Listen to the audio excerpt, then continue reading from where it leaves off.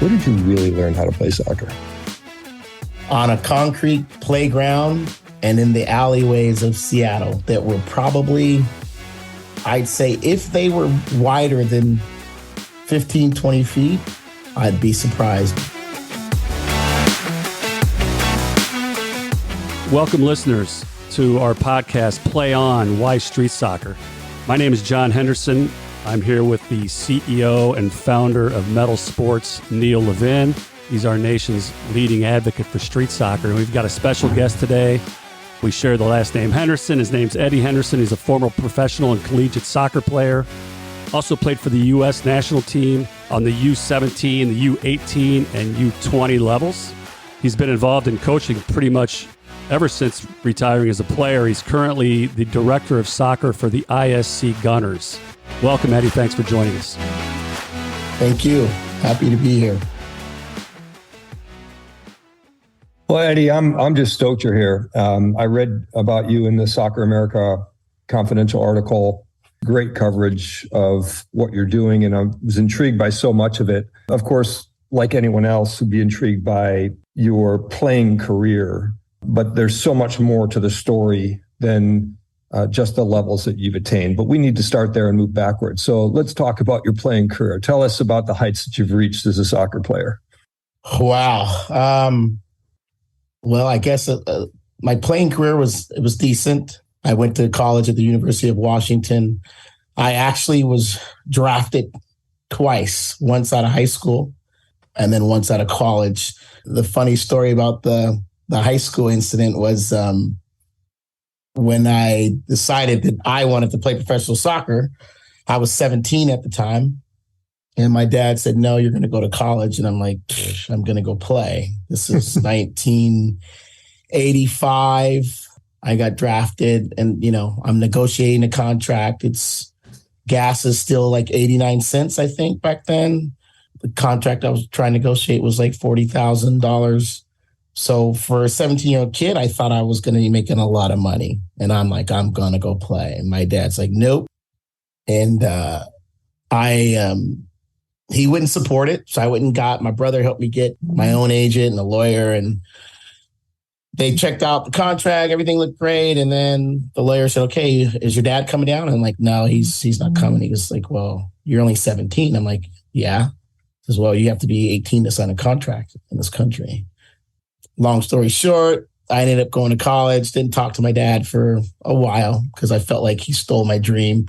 Actually, it turned out to be the best decision he made for me to go to college. So I had a pretty good career at Washington. I didn't know this until it was brought to my attention, but I was the first All-American at the University of Washington for men's soccer. So in my sophomore year, I think I redshirted to play in the Under-20 World Cup. When I came back, it just put me in a different zone being in that level. And my playing took off. So then I was drafted again by the San Diego Sockers. I played a couple years in Seattle in the old APSL before I went to San Diego, who had my rights, and spent a little time in San Diego. Got waived. Then another club picked up my contract in Milwaukee. 2 years later, I was traded. So the first couple of years I spent, on the road traveling to different places, but ended up playing for 11 years. Had a pretty decent career. I would never, I guess, characterize myself as I wasn't a great player, but I had some great moments. But I was a good pro, if you want to put it that way. So, and you were also on several of the national teams, right? Yeah. So I started with the 17s, helped them qualify for the under-20s. Consequently, I tore my MCL and had a slight tear. And so I didn't know if I was going to make it for the Under-20 World Cup, but, modern medicine and rehab got me back just in time for the World Cup. So that was, a very memorable experience. Where was that? It was in Chile. So it was interesting because there were some notable names on that team. Marcelo Balboa, he and I were roommates. That was my roommate. Casey, the other Washington native. Casey Keller was on that team. But Miola played in goal. that year, and then Jeff Agus. There were some other guys on the team as well that were very, very good players, but those four were the ones that went on in the 90 World Cup, and probably from our group had the best careers after us. So nice. Well, an impressive career, of course, and you've converted that now into a coaching career. And so tell us where you're currently positioned. So currently I'm in Issaquah, Washington. It's a city outside of Seattle where I grew up. I grew up in Seattle, and I was gone for 25 years, actually, and had an opportunity to come back home. All my family's here. I have 63 nephews and nieces, a lot of siblings. So it was time for me to come home. And been here now for almost 8 years, I believe. And I actually came to work for the league through US Club, and did that for a couple of years and decided to move on. And I was headed back to Vegas, and this local club that I had done some stuff with as the technical director for the league said, "Hey, listen, can we sit down and talk to you before you take off?" And so I stayed. And so in addition to coaching director or director of soccer at SC Gunners, you're on the board of US Club still, is that right? That is correct. And US Club being obviously one of the affiliates of US Soccer Federation, considered one of the more elite affiliates of the federation. But okay, so impressive playing career, impressive coaching career, a little bit of your history. I want to dig deeper now into that history. And let's start with, so where did you really learn how to play soccer? On a concrete playground and in the alleyways of Seattle that were probably, I'd say if they were wider than 15, 20 feet, I'd be surprised. But, Seattle, we have alleys where the garbage trucks come through in your backyard and they take out the garbage from there. But those alleyways became our breeding ground for playing. And it's funny because the block is pretty long. So the games were really, really long, but very narrow. But you had to be technical. You had to be good on the ball. And it was always a tight space. Once too many kids started to play, we figured out, we know what, we need a bigger venue. But before we kind of moved to the playground, we would play in our alley, and, we'd take our little band of players and go, "Hey, let's go up to 18th and challenge those kids." We lived on 20th. And I grew up, I had 11 brothers and 6 sisters. So you had a built-in soccer team. We had a built-in team.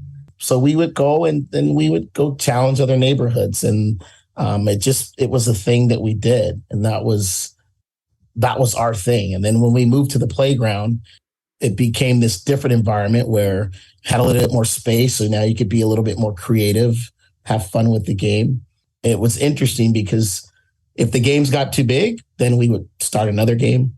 Or, if you showed up late, you had to wait, which a lot of kids didn't like to do that. So we made sure that everyone could play. And if the teams were unfair, then we would pick teams over and make them fair. We wanted competitive games, but it was what we did. And it wasn't uncommon for a kid. I mean, we played in long pants and jeans or whatever. Sometimes there might be kids in shorts in the summer. But it was not uncommon to have a kid slide on the concrete to save a shot or do whatever they needed to do while we were playing. It was just a part of it. It's what we did.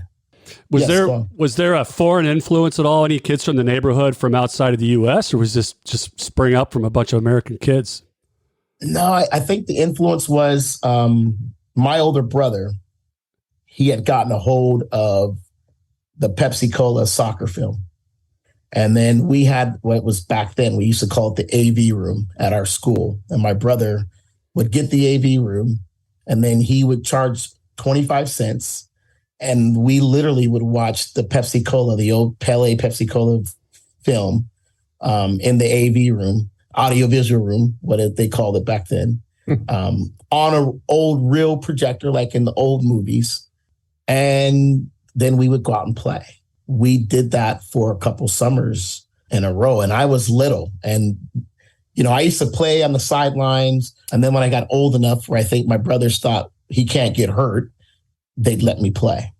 And then I took to the game. But I think that was our influence was Pelé and Brazil, and that's how we got acclimated. What age were you when your brother finally said you could play?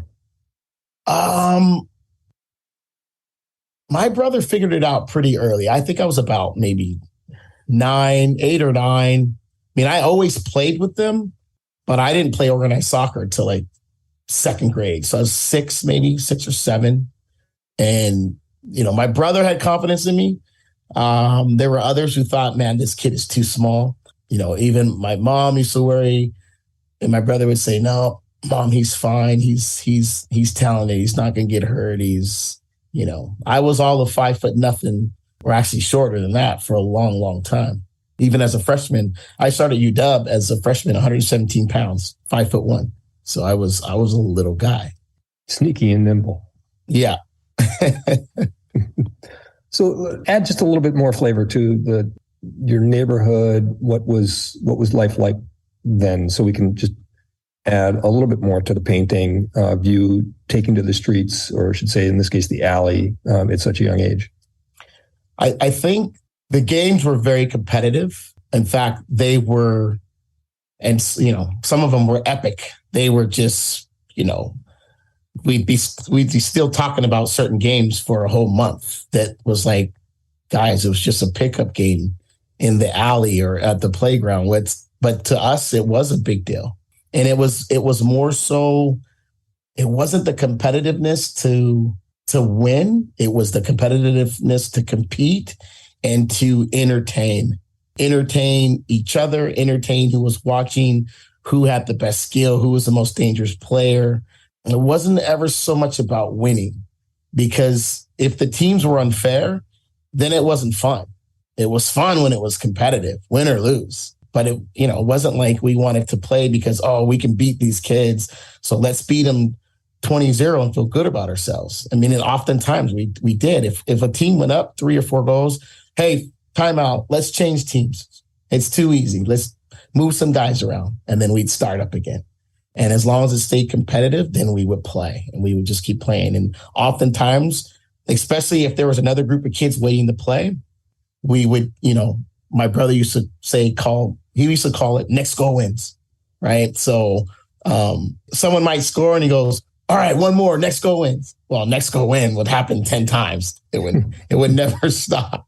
So it just became a part of it. But it was, in our own sense, it was competitive, but in the sense of we wanted to compete and play and entertain and be good at what we did. And we enjoyed it. I mean, it was fun. There were no parents. Sometimes the neighborhood kids who couldn't play as well would come and watch. And sometimes you had the little hecklers on the side when you did a cool move that would go, ooh, and that made you puff out your chest a little bit and want the ball again. And that was the bravado, I guess, part of it. And give me a little bit more, though, on the neighborhood itself. What kind of neighborhood was this that would produce this many kids that would come out and play in that fashion? Well, I grew up on Capitol Hill, which is a Catholic community. And I'd say the average family had 12 to 13 kids, all devout Catholics, where you had to go to church. I hope I can say this on your show. I think everyone believed in the rhythm method for birth control. And so for a lot of them, it didn't work. My parents included. The funny joke I tell is that, and this is the truth. We had one working TV. It was in my parents' bedroom, but apparently they never watched it. So, but it was a Catholic community. So there were tons of kids, like all through the neighborhood. And it basically ran from, I lived on 20th, and then you could go down to 23rd, and then all the way up to 15th. And all these kids either went to St. Joe's or the other public schools around. There was an all-girls Catholic high school 2 blocks away where my sisters went to Holy Names. My brothers and I went to O'Day, which was an all-boys Catholic high school. And there were 3 other high schools in the area, Blanchette, Prep, Seattle Prep, but they were co-ed. And my parents, Went to an all-boys school. It was a tough high school growing up that way, but it was just this kind of environment that we grew up in. So there were all these kids, and soccer became the passion. It wasn't basketball, it wasn't baseball, it was soccer. Capitol Hill, just that whole area I grew up around, Montlake and Seattle University and University of Washington. You've got players like Dick McCormick, Peter Hattrip, Andy and Walter Smetzer. There were kids down south that had their own little version. Tim Bartrow, Brent Goulet, Chance Fry, Tom Bialik, Chris Henderson up north, and the Henderson brothers, Pat and Chris and Sean. So, and then you had the other Henderson brothers, me and Mark and Michael, Wayne, my brother Edgar. And it was just what we did. And, as we got older and we could take a bus by ourselves, now these sort of like small-sided games, we would go down to Montlake. Sometimes we used to walk from my house from Capitol Hill all the way down to UW. And that's when Husky Stadium was open. So we would organize these games. We're going to play in the stadium. Be there. The game starts at 10. And so, sometimes you'd have 20 or 30 kids show up. We divide up in teams and we play. And kids will come from all over. And it's like I said, it's just what we did. Well, let's cut right to the chase, because you said soccer became the passion. And what I haven't heard once is anything about a coach, anything about pennies, anything about cones, anything about full-size soccer fields with turf and lights that cost $1.5 million to build. Not once have you mentioned any of those things, and soccer became your passion. Yeah. And I also have never heard, and I've coached a lot, and I've been around a lot of different clubs and a lot of different high schools, and you're rambling off the names of the players in the hood like they were your superstars, like they were your Pelés and your Ronaldos and your Messis and your so on and so forth, because those were the kids that were impressionable. Those are the kids that you knew were the ballers that you were going to compete against, and they were the ones to beat, and they were the ones to show your moves to. And again, nothing about the clubs they belonged to, nothing about the structure, the coaching, the amount of time they had to be there, and certainly not the $3,500 a year that you had to pay to be part of some local organization. So coming full circle, I asked, where did you really learn how to play? And you just gave me, I've got chills, because this is exactly what we're talking about here. This is exactly why we're doing what we're doing. And what I read, not between the lines, but what came out at me loud and clear when I read the article about you, that you are unfortunately an exception, yet really not. You're not an anomaly. Some of the greatest players that you've now mentioned as your contemporaries at the higher levels, at the national team levels, they played in the streets with you. Absolutely. I think where the game has changed for me, I met a group of guys that started a company, and it was basically dealing with parents who now have maybe put more pressure on kids than they need to. And the interesting thing is my discussions with them were the fact that when I think back now, it was never traumatic for me that my parents weren't, when I actually did start to play organized soccer, my parents were never there. And my dad had 18 kids. So he had 3 jobs trying to raise 18 kids. But I never had the pressure of, you got to perform, or you're not going to get into college, and so every time I stepped on the field, my mind was free to just go play. And I didn't have, some of the things that go on today that I see as a coach, where, parents are setting these expectations and kids are under so much pressure that sometimes they can't go perform. And you might think of it as, well, man, that's kind of terrible. Your dad didn't get to watch you play. He got me to see me play a couple times, but I had a pretty good playing career, and I didn't have the stresses that other kids have. And I think I brought that same attitude when I did finally play organized soccer, where I was free. I was free from the station wagon syndrome ride on the way home of the parent going, you should have done this. Why didn't you do this? You should have done this. Maybe ask some more thought-provoking questions, Hey, how do you think you played? What do you think you could have done better? It's not like we're not thinking about it as players, even on the playground. If we lost, I'd go home upset, like, gosh, man, I should have taken the shot myself, or I should have never made that pass. Or kids are already thinking about that. We don't need an adult overthinking it for us and then putting us under pressure where now we dislike to play. That's why I think there's these high burnout rates, is kids forgot how to just enjoy playing and be a kid. Well, clearly we've taken the game away from the kids. And we just had an interview with Linda Flanagan. Her podcast episode will be coming out soon. And she wrote a book about giving the game back, although she calls it taking it back. We had a little discussion about that little anomaly. But we need to give the game back to the youth. And you are an exemplary illustration of why. You were not playing to impress your dad. You were not playing to impress a coach. You were playing to impress yourself. And you developed both a passion and a love for it. It became the game you played because of it. And you've also shown us how the important component of it was expressing yourself and being free. And we hear that so many times from players who learn from the streets and take that with them to the higher levels. And we also had Joanna Lohman on recently from Women's National Team and Washington Spirit. And she didn't play organized soccer until she was a junior in high school. And I said, well, aren't you an anomaly? She said, no, all the people that I played with had similar upbringings, multi-sport, having fun, learning to express themselves, not having the dad and the coach pace the sidelines, telling them what to do all day long.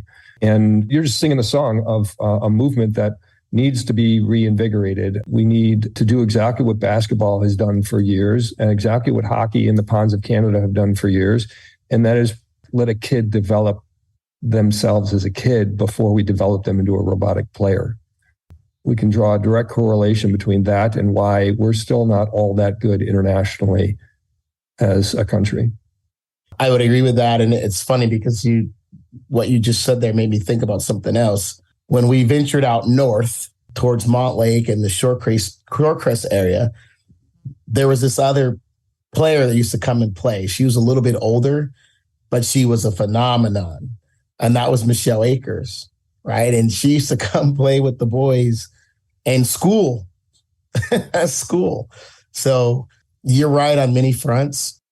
I don't know if it's an anomaly. I think it just was a time when players were allowed to express themselves. And if you made a mistake, you only had to contend with yourself. Sometimes maybe the guy is around you that might yell for you to pass the ball, but that was part of it. When you had the ball, it was, time for you to show what you could do. But we also wanted to play. Our influence around the heel, because my brother used to play Brazil, is very much Brazilian style. Other parts of the area might have been a little bit different because there were different influences. I mean, obviously, Andy and Walter Smetzer got coached by their dad, Walt Sr., who is the same brother, Brian Smetzer. I mean, those are the names that were the kids we grew up with. It was a time when we were free to express ourselves as players. We didn't have to worry about adults, and that part of it was good. I mean, it was, we didn't have cones. We would oftentimes, if we were playing on grass, if we could find grass, we might put down tennis shoes as a goal. My favorite game in the whole world was cans. And that is, you take 2 garbage cans from the park and you set them up and you can score from any angle. We used to call it cans. Hey, we're playing cans today at 11, right? And you didn't text everyone. You either called them or you went and knocked on their door at 9 o'clock and said, hey, we're playing cans at 11 down at Nini. Just letting you know, right? And that's what we did. Let's talk about your size for a second. Obviously not the tallest player on the teams that you were playing on. Yeah. So in addition to the passion and the ability to express yourself, and when we talk passion, we're not talking about grit. We're not talking about muscling it in, which is what we see so much in college ball today. We're talking about someone who has such a love and respect for the game that it becomes that beautiful to watch. And that, to me, on a very personal note, but I know a lot of people agree with me, is not what we're seeing, especially at college ball level. Watching a women's game, some cat the other day said to me, wow, that was such an amazing game. I said, well, what made it amazing? These girls were so strong and they're pounding in. I'm like, well, that's not the game of soccer. Yeah. It's not the game. It's not what Pele said is beautiful about it. The beauty of the game comes when you have that inner passion, when you play with that expression, that self-expression. And for you, adding to that, and a shameless plug for the word metal in our name, you have that metal, that courage, and that is the grit, but it's a spiritual and emotional grit. And the other day we had the Chicago Street Soccer Cup, and there was a team of high school cats that were playing in that cup against much older teams, and these kids were good. They were good. And one of them was 13 years old, and he was small. He was a slight kid. He was skilled, but he was slight. He was getting bounced around like a pinball, and he would get back up every time and get back at it. And his revenge of being pushed down would be to outball the opponent. And we interviewed him later and said, so tell us, you guys, where do you play? And most of them said, well, we're here most of the time, but we're all academy or club or top level high school. And I said, well, when you're here, what do you learn? And they said, everything. When they come play at the street soccer courts, they learn everything. And he wants to get pushed down in order to be able to learn that tenacity and the mettle and he loves it with great passion. And here was the one that really got me though. I then asked them, so do your coaches from the academy and the other levels know you're here? And they said no, because if they did, they'd be really mad. They wouldn't want us to play here. That's really messed up. Yeah, I would say that probably a player like myself, if I grew up in a time now, this era, I would probably most certainly be passed up because, and it used to happen a lot even when I grew up that, people used to wonder, he's little, but, my mom used to have sayings for me because I used to get teased a lot, and she used to tell me, hey, when they pick on you, you just tell them you're a little piece of leather, but well put together. And I had all these little rhymes and, and it was good for my psyche. My dad, on the other hand, is like, don't come home and complain to me. Go out and show them. Right. But my height for me was never an issue. It was always an issue for someone else. The passion you talk about and the grit, I played big. I may not have been big in stature, but I played big. And players who knew me knew that don't underestimate Eddie. He is so quick, but yet powerful for how small he is. And I learned from getting bounced around, from getting kicked a lot, how to use my body and my momentum, my balance, my sense of balance against opponents that were bigger. Not always faster. I don't know if there were too many guys quicker than me. They might have been faster 50, 60 yards, but 4 or 5 steps laterally or that way. Ooh. So it was never an issue. And I think people who believed in me were rewarded that, man, I'm glad I took a chance on this kid because I didn't let you down. For me, soccer has been the great equalizer. It doesn't matter how big or small you are. I get that athletes they're bigger and stronger than what we would have been when we played the game. But I feel that players like myself would have adapted and found a way to overcome. Back in my day, there was only a couple guys that might have been 6 foot. Now it's the majority of the team. But I still believe that just like the game, you adapt, you evolve, you overcome, you find a way to figure out the solution. That's the beauty in the game. The beauty of the game is in its simplicity. And you will find a way to navigate the things you need to get where you need to be in the game. I believe that. And that's what I did. When players became as fast as me, then I found a way to be quicker, right? It wasn't until I think Ziggy Smith was the one who really figured it out in college. They would put these guys on me that were 6'3", and I would spin them like a dime.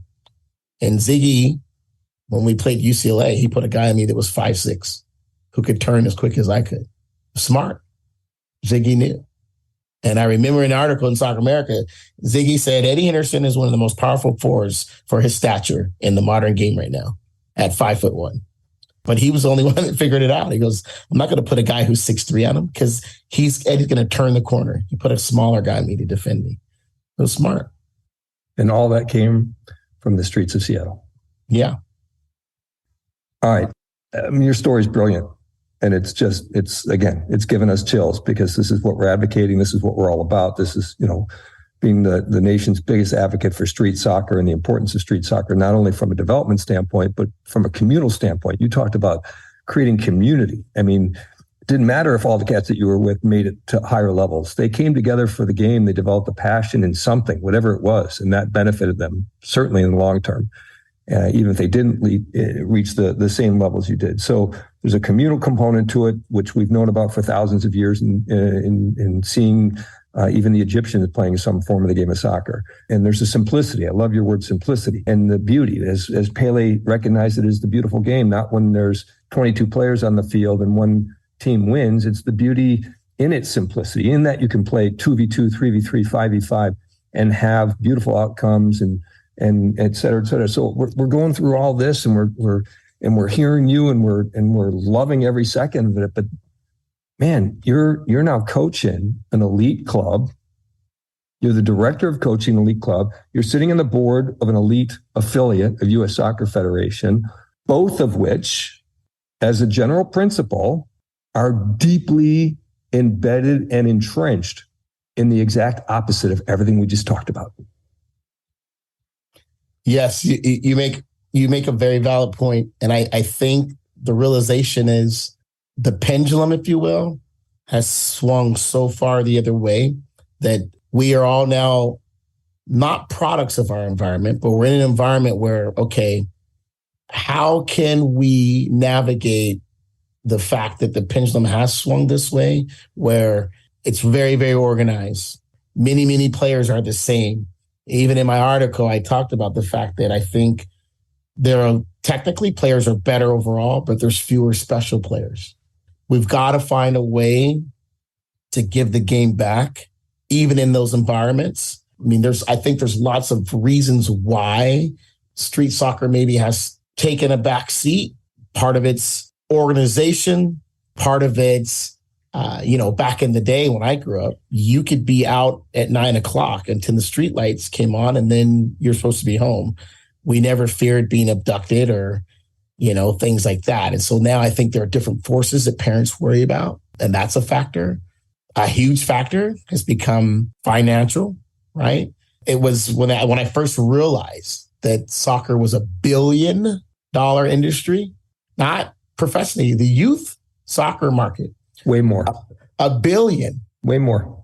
Well, it is, but I'm saying when I first heard that it was $1 billion industry, a part of my bio that you may not know is I became a licensed stockbroker in 1994 and got my Series 7. I was in the business. Youth soccer is $1 billion industry. That is, so there are many forces that moved it that way. Now we have to find a way. I know in U.S. Club, a big thing that drew me to them and that I'm proud of is the Players First platform that we have, because it should be about the player. How do we navigate through that in this market where everything has to be organized? Could we just organize an event where it's more in street soccer form and kids can make up their own teams and just come and play, and it's an open type of venue, and maybe we organize it? Maybe it's free. How do we give the game back? It's tough because, unfortunately, there is a financial component to it now. Everything's been tied into it. Big college showcase tournaments where coaches come, that's a part of it. But interestingly enough, when we were playing, there weren't any college coaches around, but we still found a way to get there. There's got to be a way. I don't have all the answers for that one, but you're certainly right that how I grew up playing is the opposite of how things are now. I don't know when that evolution began, but I don't think it's swung so far that we can't bring it back to a place where you can have a little bit of both, where you need that structure, right? I mean, obviously the structure helped me be identified. I started playing in a club team when I was U15. I was 14 years old, and my coach said, you need to go to ODP. And I'm like, what's ODP? He's like, it's the Olympic Development Program. It's for the best kids. And I'm like, I'm the best kid in my neighborhood. What are you talking about? He's like, no, this is different. This is like the whole country. And you go for your state and then the region and then the national team. So it was organized soccer that helped me get to that avenue. And, my first national team camp, I got cut. And I'm like, man, I'm better than some of these guys. So I came back, right? And I got picked for the under-17s. But I had no idea that stuff even existed. But it was organized soccer that introduced me to it. So I think you got to take a little bit of good with the bad in terms of organized soccer has its place, but it can't replace what the game does for development in that environment. Because I would argue and say that the guys I mentioned, and I rattled off a ton of names, and those were all Washington kids. They had great careers, right? Casey Keller and Chris Henderson probably had the best out of all of us, and Brent Goulet. But there were tons of other kids. There were some kids, the EJ Raffertys, the Joe and Billy Tragers, who went to play at UConn, but decided, I'm going to become a businessman. I'm not going to go play pro. There's countless other guys, Johnny Hamill, who decided, I'm going to become a dad or whatever. But there were a ton more guys that probably could have played at the level I did that just, didn't have the passion or for whatever reason. So we have to find a way to get back to how do we give the game back to those kids and those formative years. I think I developed all my skill before I was 14. And then I learned how to become a mature player after that. But everything I learned technically was from like age 7 to 13 in that small. It wasn't with the coach blowing a whistle, turning, telling me. I learned it just playing in the streets. Well, bam, that should be it right there. But we'll take it one step further. I'd profess that you are using your position and using your story and your experience by returning to those neighborhoods, because I know you're spending some time in those neighborhoods, as we talked about, and you are going back to those kids. And I know that one of the most powerful things you can do for an urban kid that doesn't otherwise have a pathway through the pay-to-play program is to go to them and say, show me what you got. And you're doing that. That's what we do on our street soccer tours. We put the amenities out in neighborhoods that can't be reached, or where they're not building 11v11 fields. And even if they did, it's not inviting, or they program them or structure them in a way that you can't do what you did growing up. And going out and giving kids an opportunity to take ownership the way you took ownership and your friends took ownership of your lots, of your alleys, of your stadia that you created on your own, whether it was cans or curbs or coats or cones you found in the alley, whatever it was. Ownership's a powerful thing. And we've taken ownership away from the kids through a lot of the pay-to-play. Pay-to-play has a lot of good. We just had Skip Gilbert on recently, and we talked about this. Pay-to-play definitely has a role. And certainly at the later years, as you've identified, when you've learned your passion, when you've learned your basic skill, when you've learned your grit and your mettle, and then you take that and you hone it in a development program at the later years. But early on, especially, we need to have a much bigger reach, especially for soccer in the United States. And we need to get to those neighborhoods. We need to get to those alleys. Because they're out there. The kids are still out there.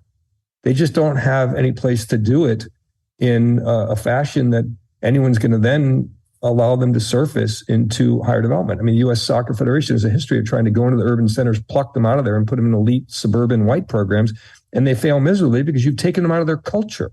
Yeah.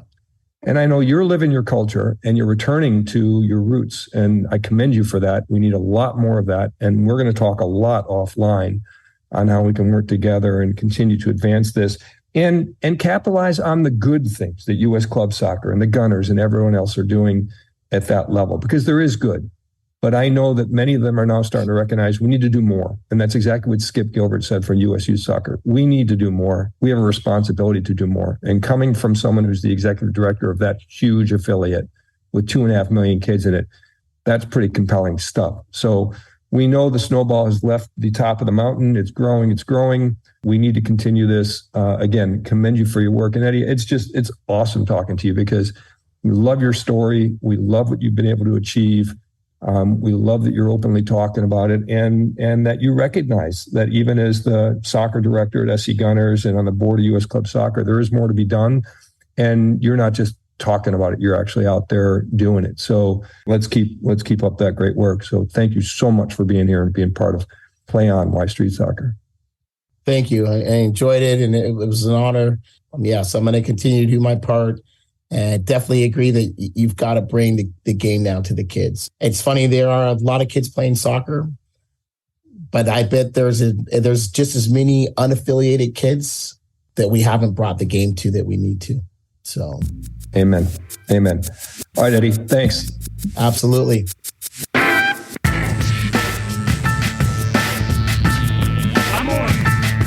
Hey, that's a wrap. Special thanks, Eddie Henderson. Fantastic episode. Hey, folks, that's the way it's done, right? Growing up, playing in the streets, multi-sport, small-sided, with your friends. Develop the player before you develop the athlete. It's how it's done all around the world. It's how all the best players do it. So let's not fool ourselves. Stop coaching the 3-year-old how to be a professional athlete. Ain't going to happen. All right, enough of that rant. Go watch the World Cup. Thanks for your likes. Thanks for your follows. Go Team USA. And until next time, play on.